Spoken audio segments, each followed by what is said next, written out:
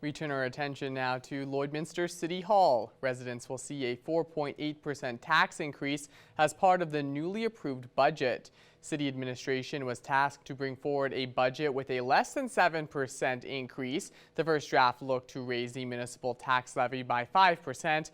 After deferring the transportation master plan and the purchase of City Hall furniture, the approved increase now sits at 4.8%. Mayor Gerald Albert says the city is facing increasing costs on all fronts. From the fuel that is used in city trucks to remove snow to the grass cutting.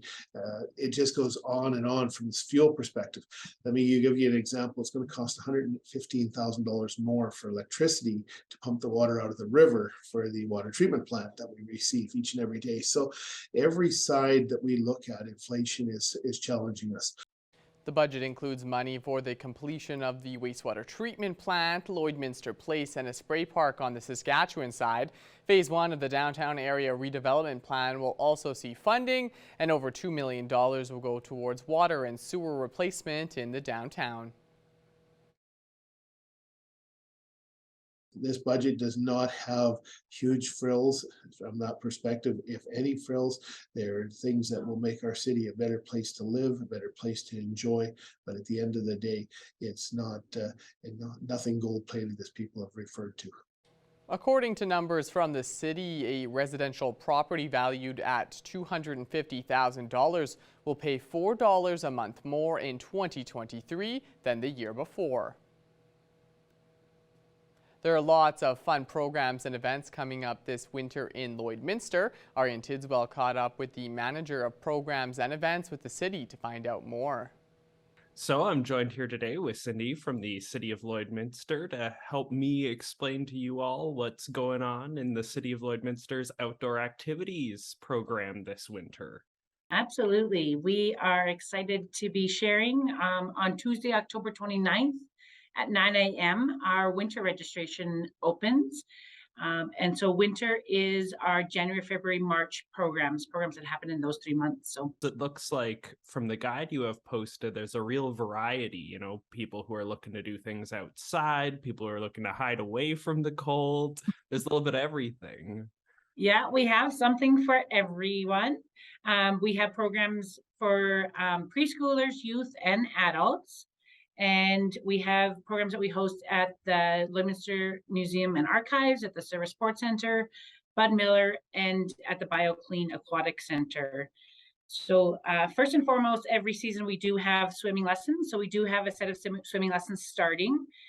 Just want to let people know that our swimming lessons program is changing. We're changing from Red Cross to the Life Saving Society. I would encourage anybody looking to register for swimming lessons to do some homework ahead of time. We have a cheat sheet online that they can look up or go to the center and pick one up. And it's a transition sheet that shows you kind of what programs that you were in and what programs you should be registering in. So just do that prep work prior to Tuesday so you're prepared for that. So that's what's happening at the swimming pool. We also have a lot of programs at our other facilities as well. Our 2 preschool programs that we offer is Messy Masterpieces and Friday Fun Camp for our little ones. We have a youth art club starting, so that's exciting at the Lloyd Museum and Archives. So if anybody has an interest in that, we have lots of adult programs, new programs, and existing programs that have been successful at the museum. We have an art social that we just started offering. It's open studio. Come on Friday nights, and you can come and bring your medium and spend some time with other people that have the same interest. So that's a new program, and looking forward to seeing how that goes. We have our stained glass, our acrylic painting. Some of those we've offered year after year and have been very successful. Other new things we have is henna workshop. We have live figure drawing, a preservation workshop, bannock on a stick, rabbit snaring workshop, genealogy for beginners, a lunch and learn. So we have something for everybody at the museum. There's lots to see and learn about. So I would recommend, if you want to know more about our programs there or across the city, to go to lloydminster.ca/register. or lloydminster.ca/guides will get you the full guide. And to register, you can go to the registration site. Our guide is coming out in the paper on Thursday, so watch your paper, pull that guide out, and use it as a resource. Well, that really does sound very diverse. And I know anytime you engage in a new system, when people have been going through swimming in one way, it's really nice that you have the conversion charts available for them. And then, live figure is an amazing opportunity for people who've never tried that before. I'm wondering, with all of these many programs, are you guys all staffed up? Are you still looking for staff and volunteers to run these programs, or is it everything settled out for the season? Everything's settled out staff wise. Yeah, we're fully staffed, and we have hired instructors, specialty instructors, to offer the camps that we have, especially camps that need a special instructor for. We do have volunteer opportunities. We do, that leads us into a couple events we have coming up. We have Swimming in Snowflakes, which is at the swimming pool. And then we have Winterfest in February on the Monday of the long weekend. And we will be looking for volunteers for that. So they can reach out to the Service Sports Center if they're looking to volunteer for that event. But we also, I haven't touched yet on our events that we're having at the Service Sports Center. We have an 8-week fitness challenge coming up starting January 11th. So if anyone wants to get fit, start the new year on the right foot, they can look into the 8-week fitness program. We have kids' night out camps going on there as well. So there's something for everybody if you want to get into sports or culture, or just there's holiday camps too. I guess I didn't talk about that. So when the kids are off school, we offer camps for those weeks too. So something for everybody. Well, that's awesome. And especially being able to provide some kids camps over the holidays to help out with that, because that's always a stressful time of year. So any opportunities like that are no doubt well utilized. Is now, we've covered so much ground here. Perhaps I've forgotten something. Is there anything else you'd like to add? Just encourage people, if they are going to register for a program on Tuesday, to do their homework, because it'll be busy Tuesday. Make sure you set up your account in our registration program. We have a fairly new registration program. It's only a couple years old. So do that homework, get your account set up, so when the programs do open up, it's easier for you to select those programs and get registered. Well, thank you so much for taking some time to speak with me, Cindy, and I really look forward to getting out and enjoying some of these programs and showing them off on the show. Thank you. Thank you for having us. And now let's check in with Shelby Clark for your first look at weather.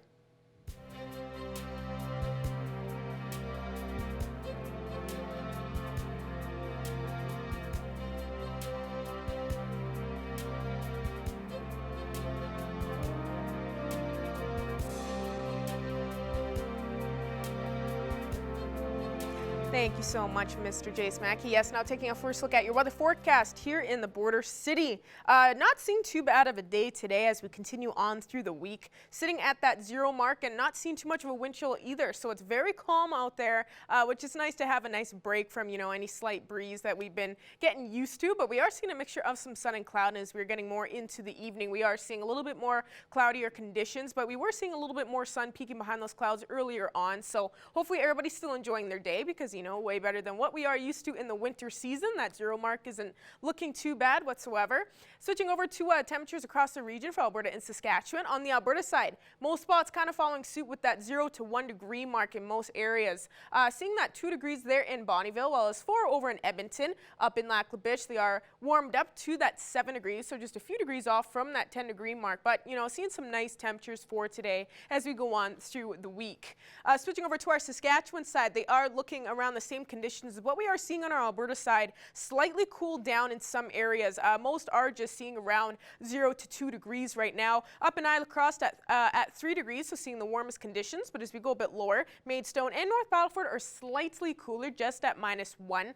So they are seeing that minus points, but not too bad of a temperature. Now North Battleford is just seeing that -2, but for tonight they will be going down to a low of -7. So just cooling down to around like 5 degrees cooler for their evening evening low temperature for North Battleford. They will be seeing a high chance of some flurries throughout the night. They will be seeing that snow, sleet, freezing rain, so not going to be seeing the best conditions for tonight. Although for tomorrow, North Battleford will be picking it back up at that 1 mark and seeing plenty of sunshine. So hopefully that sun will help melt things down that they will be expecting for tonight. Going over to Cold Lake, they will be going out to low of -6, so not cooling down whatsoever either. We won't be seeing some double digits in surrounding areas as well, so kind of seeing a beautiful night expected. They will be seeing some more cloudier conditions tonight, and leading into tomorrow, a beautiful day with 2 degrees and seeing a mixture of some sun and clouds. So looking like a beautiful day continuing on for Cold Lake in their week as well, kind of matching with us here in the Border City. We will be expecting that -6 for our evening low tonight. We will be looking at a high chance of some flurries later on and some freezing rain mixed in. So just be prepared for that. Won't be seeing the nicest conditions throughout the evening later on, starting around 10 to 11 p.m. tonight. But tomorrow for our Wednesday, we will be looking at 1 degree and we will be seeing a mixture of some sun and cloud. More sun, and we will be seeing a slight breeze, but that's no problem because we will be seeing a lot more sun, and who doesn't not like having sun through the winter season? I think that's really nice. And ending off with our 3-day forecast for here in the Border City, as I was saying, we will be continuing those warm conditions throughout the week. 1 tomorrow, looking at that -1 Thursday, so not cooling down by too much, then warming it back up to that 1 on Friday to start off the weekend. That's all I have for now, with more coming up after the break.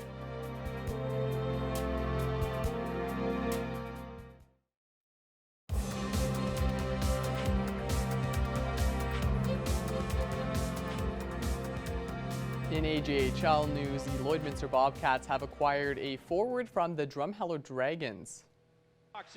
His turn, the backhander stopped by Sabota, loose puck, they score! Wasowski, and it's 5. 19-year-old Hayden Proskowski was acquired by the Orange and Black Monday. The 6'2 forward has 10 points in 23 games so far this year. His first game with the Bobcats is set to be Friday when they take on the Grand Prairie Storm. Now switching over to volleyball, the Lakeland Rustlers men's and women's program are getting set to play their last game of the calendar year.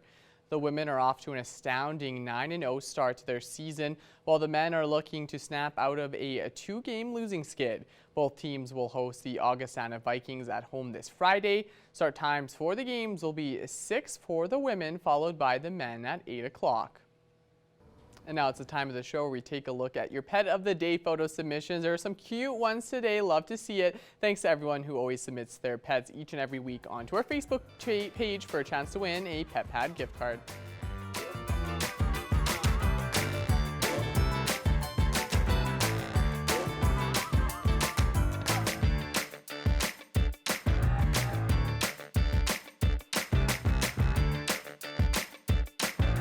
We want to see your pets. Send photos of your pet and their name to our Facebook, Twitter, or Instagram to have them featured on Pet of the Day. Your name will be entered into a weekly draw for a gift certificate from the Pet Pad.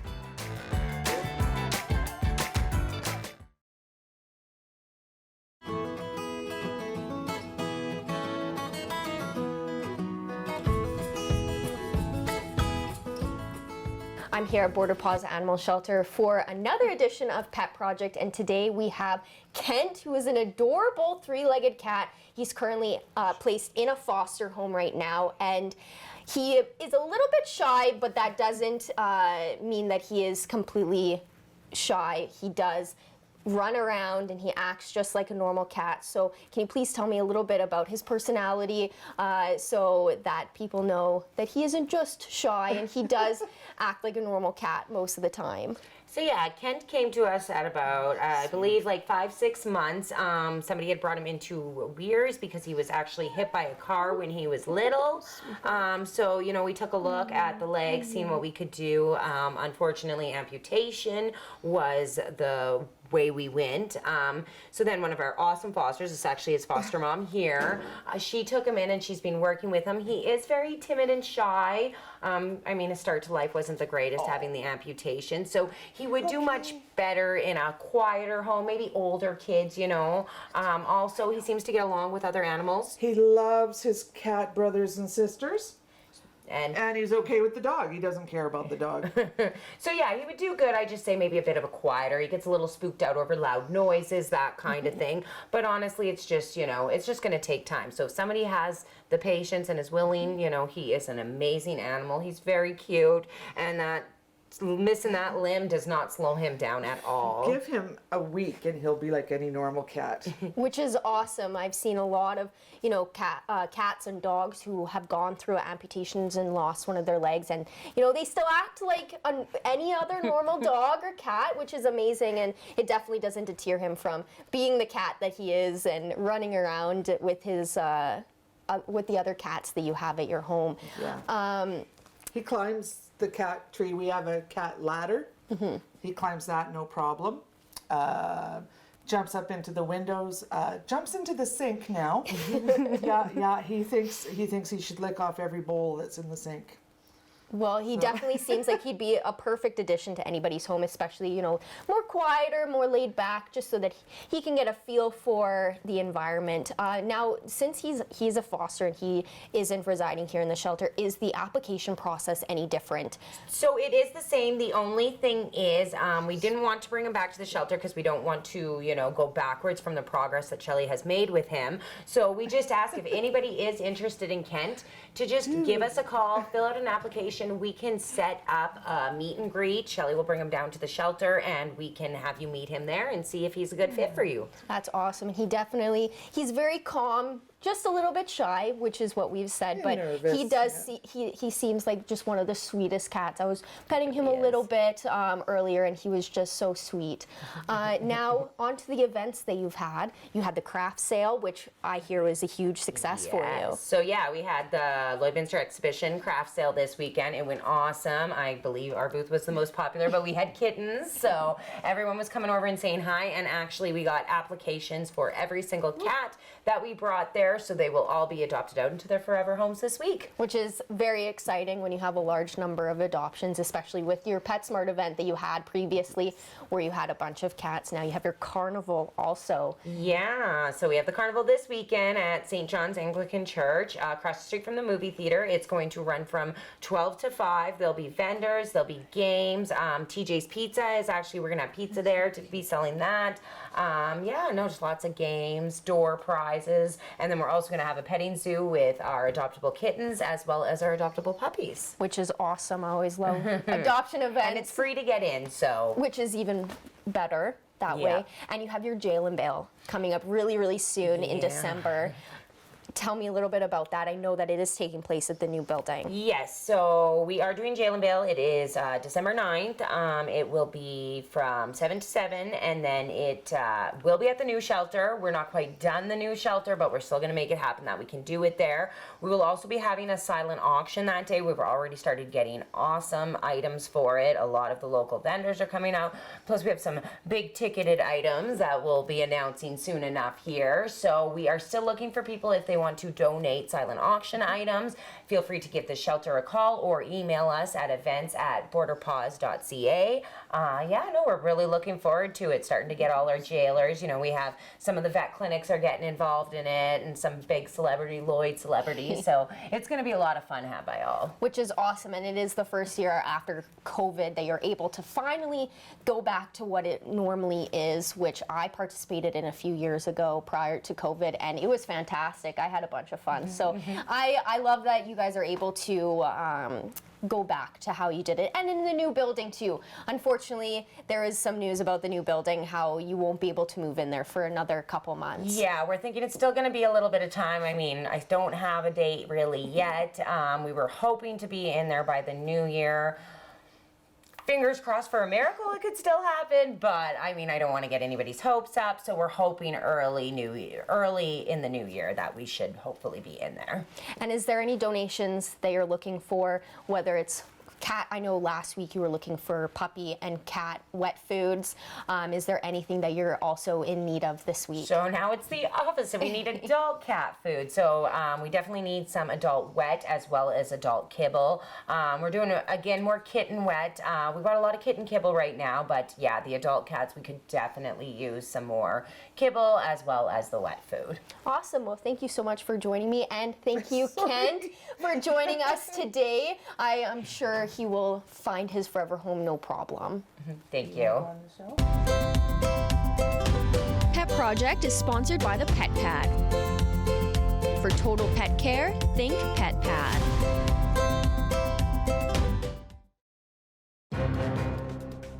Furniture set and design supplied by Furniture Gallery and Furniture House, downtown Lloydminster. Joining us today for Primetime Local News is best-selling author Anna J. Stewart. Thank you so much for taking the time to be able to speak with us today, Anna. Thanks so much for having me, Shelby. It's great to be here. Always really happy to be able to have some authors on here to be able to speak. We definitely got some readers here in the border city, so it's always a great time. So we are speaking on your newest novel called Exposed, correct? It is, yes. It's the first book in my new Circle of the Red Lily series, which is a romantic thriller, romantic suspense series.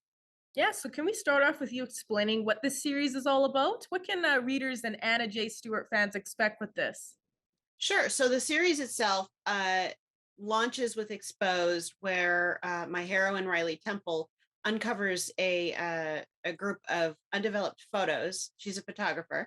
She develops them, and what she develops calls into question a notorious murder conviction that kind of is the jumping off point for what happens from there on. So she inadvertently exposes a secret society that's been existing for quite a while within the upper echelons of Hollywood and other powerful businesses. And yeah, so it's kind of a little bit of everything. It's got mystery. It's got a lot of romance. It's a little sexy. It's a little dark, and it's the kind of book I've always wanted to read. And I call it my Women's Murder Club meets LA Confidential. Well, we definitely all know that there is a lot of romance fans out there for those novels, and they'll probably enjoy this series, especially like you were saying, with that dark twist on it. So how has that response been so far since the release? So it came out last Tuesday. It came out on November 15th, and the response has actually been really great. The fun thing about this, primarily before now, I've been writing a lot of sweet romances and romantic suspense for Harlequin. So I've written a lot of category romances, and this is a full-on single title big book where really all of the restrictions I usually have when I'm writing are gone. So I'm getting a lot of new readers, a lot of people who haven't read me before, which is awesome and was part of the goal. But also even my usual readers are really falling in love with these characters. And it's a large cast of characters because you meet all of the heroines for the 5 books in this particular book. So there's a very close-knit group of friends. And so it also has a really big theme of family found, which all of my books always have. But, you know, family being what we make in addition to the family that we're born with. And I know you were kind of explaining just a little bit, but could you expand on what you would say really inspired the series? Well, I'm a huge movie and TV fan. So a lot of my ideas usually come from something I'm watching and how I would do something differently, or an idea that it just sparks in my mind. And this entire idea actually came from watching an episode of White Collar, which was a show that was on a number of years ago with Matt Bomer and Willie Garson.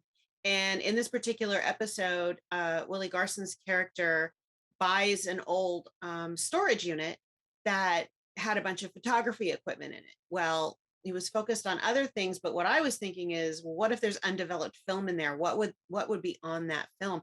That's really where the whole idea for the entire series was based on. And it's like a film that's been lost and hidden for decades, and somebody comes across it with the ability to develop it. Really just as a curiosity to see what someone might have thought was important enough to capture on film. And just by that one action and that one decision to pick up that film, everything in her life changes. So I really liked the idea of exploring that. And also, I've been a huge fan of old Hollywood, and I grew up on Errol Flynn and Marilyn Monroe movies and Shirley Temple movies. So being able to call in the whole idea of the golden age of Hollywood and pull in the history, as well as some of the machinations that I imagine go on today, was really what was driving the entire story, and continues to. I start book 2 this week, so. Ah, that makes sense. I think that's really cool that you're able to find some inspiration from White Collar, that TV show, because I've always wondered where there was some inspiration from, some film or TV shows for authors. And it's pretty cool that you found an idea and kind of switched a little bit on it and did a different twist on it. I think that's really interesting. Now, for people that want to find some more information on Anna J. Stewart and looking at your previous work and finding more information on this new series, where can they look online? Sure. Best place to find me is on my website. It's www.authorannastewart.com. I write under Anna J. Stewart, and I write sweet romance, romantic suspense. I have a little bit of paranormal romance. I write throughout the entire genre. So there's a little something for everybody with all of my books, and there are quite a few to choose from. But Exposed is really it's something new and different for me, and I'm really excited about continuing the series. Perfect, Anna. Well, I'm really glad we're able to speak and help get the word out on this new series. So for all you readers out there, make sure to go check out Exposed. And thanks again so much for joining us today. This was great. Thanks so much, Shelby. It was great speaking with you. Ending off with taking another quick look at your 7-day forecast. We will be seeing a couple nice days coming up for the rest of the week, so just enjoy it. We'll be seeing a mixture of some sun and cloud on both of those days coming up into the weekend. Then expecting some flurries to end off that weekend, and get ready. We will be cooling it right down next Monday and Tuesday. All right, thank you so much for that, Shelby, and thank you all for joining us for this edition of Primetime Local News. Thanks for watching, and we'll see you again tomorrow.